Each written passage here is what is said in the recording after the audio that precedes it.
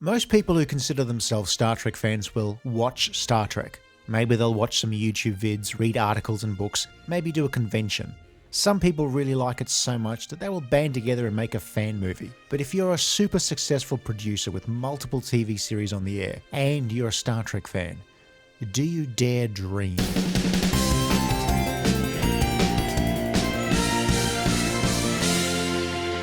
It's a cliche, but The Orville is a love letter to Star Trek. Producer, writer and director Seth Macfarlane, who had created animated mainstay Family Guy and several spin-offs, and also the hit movie Ted and other non-hit movies like Ted 2, was clearly a Star Trek fan, but a small role in Enterprise was not enough. He wanted to do his own Star Trek. The Orville is not a pure drama and not a pure comedy, so it's what every comedy that isn't always funny is called, a dramedy, which when you think about it is a better word for a comedy-drama hybrid than the alternative, a comma. White dude can go to Compton as long as the black guy says it's cool. I have no idea what that means, but yes. The Orville is what you get when you take people who worked on Macfarlane's animated series and merge them with a large number of people who'd worked on various Star Trek series. It's basically the early seasons of Star Trek The Next Generation, except every time there's a Riker stink eye, somebody says a zinger. So it's an anti-banana ray. And it works. Which, when you think about the size of the galaxy, is actually, what is that? Is that a beer? For the uninitiated, Riker stink eye is that judgmental reaction expression actors on Star Trek would give when a big revelation happened, usually at the end of an act or before a commercial break. Your husband's gonna be okay. He's only stunned. You didn't kill him, right? Of course not. He's only stunned. The main character of The Orville is Ed Mercer, played by Big Shock Seth Macfarlane. He's a recently divorced workaholic who's been given one last chance by his union superiors to get his career on track. Can I have one of these mints? Those are marbles. He's been given command of the Orville. It's not the flagship, nor is it a freighter. It's somewhere in the middle of the desirability scales for ships in this fleet. The newly minted Captain Mercer brings along his best friend, Gordon Molloy, played by Scott Grimes, the galaxy's best pilot, but really just a lazy party dude. What is American Idol? That was a form of entertainment from old Earth. People competed to see who had the best singing voice. Why? I don't know. Second Officer Bortus is from Macon, a single-sex race of warriors and arms manufacturers whose customs consist of making you laugh or recoil, depending on the needs of the episode.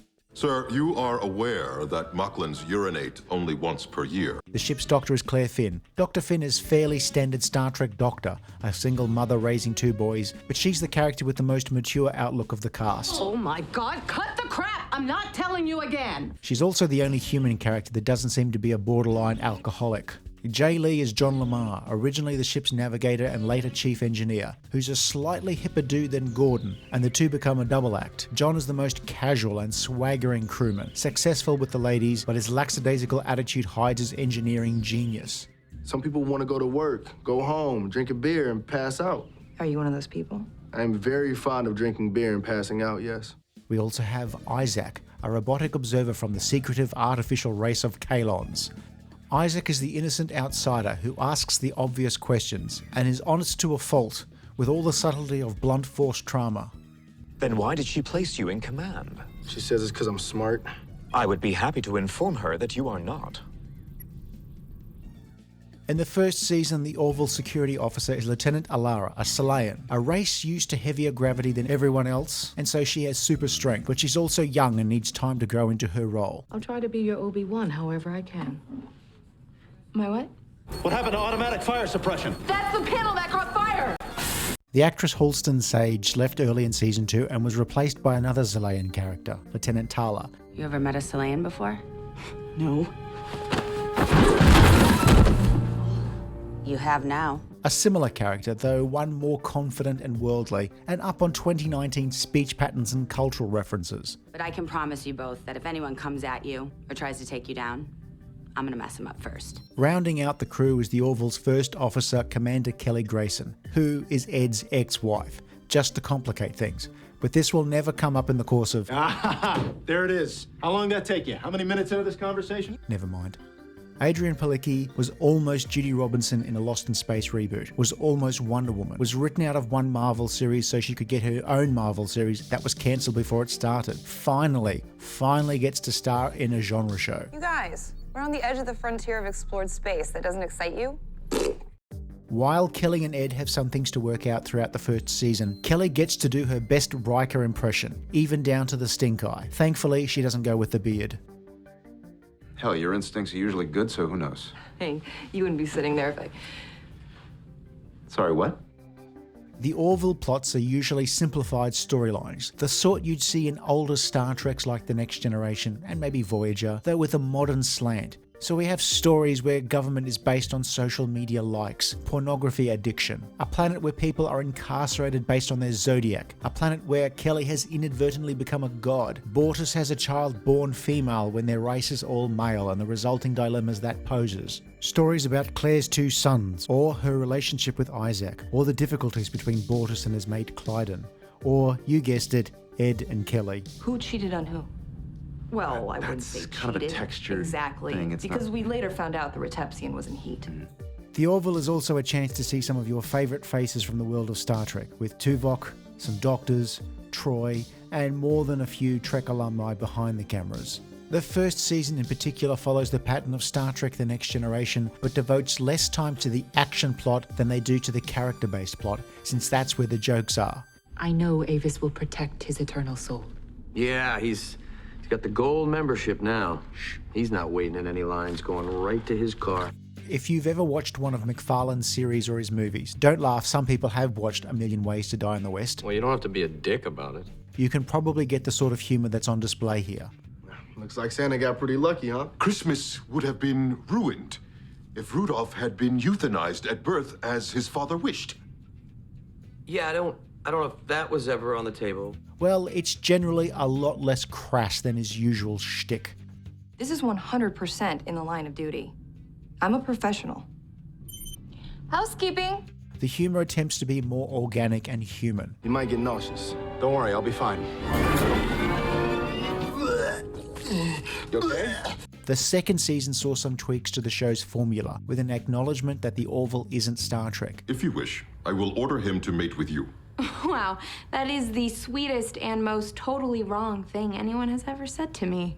I have no reason to doubt his seed is fertile.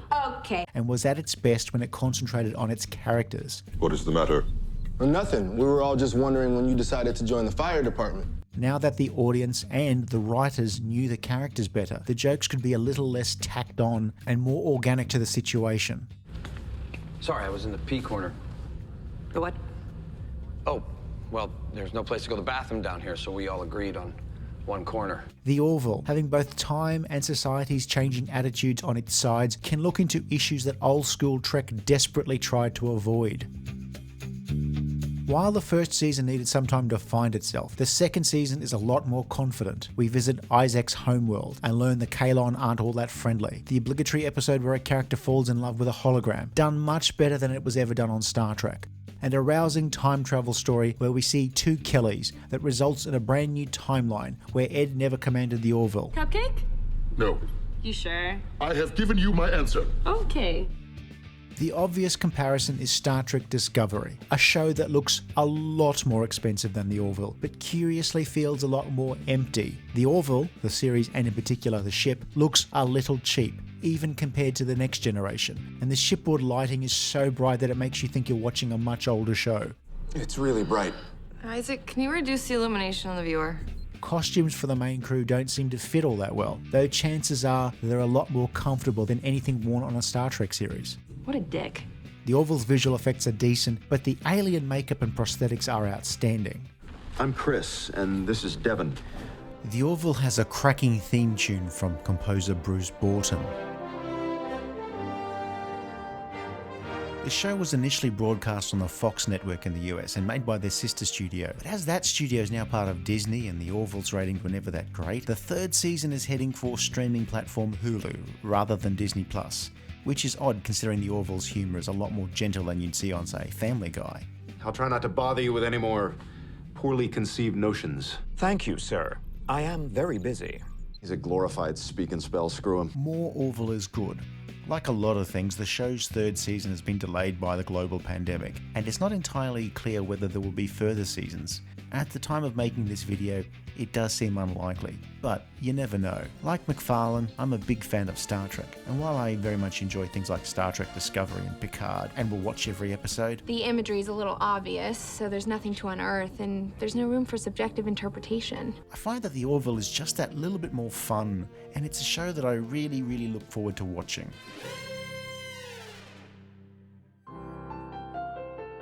So if you enjoyed this video, please like and subscribe, leave a comment below, or check out some of our other videos.